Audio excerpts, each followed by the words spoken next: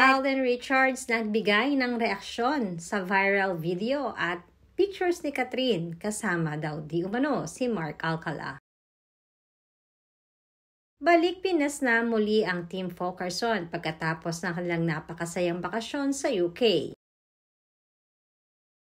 Isa di umano ito sa maituturing na makahulugan at masayang trip ni na Alden kasama ang kanyang pamilya.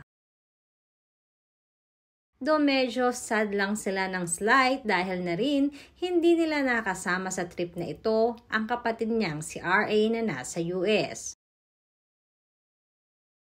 Samantalang madami naman na nagtatanong at curious na din kung ano kaya ang totoong saloobin ni Alden Richards sa mga kumakalat na videos at pictures na ito ni Catherine Bernardo na kasama di umano si Mayor Alcala.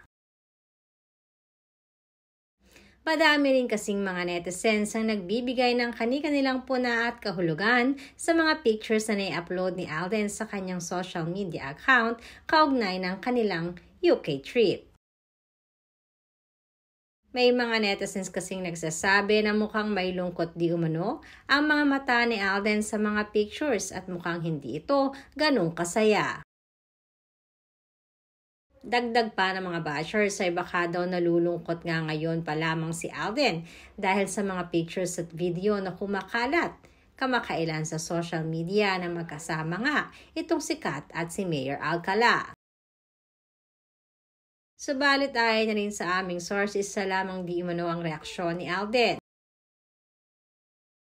Naalam naman di umano niya at ni Kat kung ano talaga ang totoong estado ng kanilang relasyon sa isa't isa.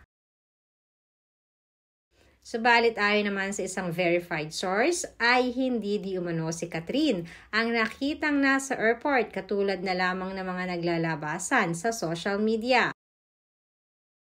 Maaaring kamukha lamang di umano to ni Catherine Bernardo. Dahil pagkatapos nga na lumabas ang mga pictures at videos na yan, ay naglabas naman si Catherine ng kanyang mga pictures na nasa Pilipinas lamang siya.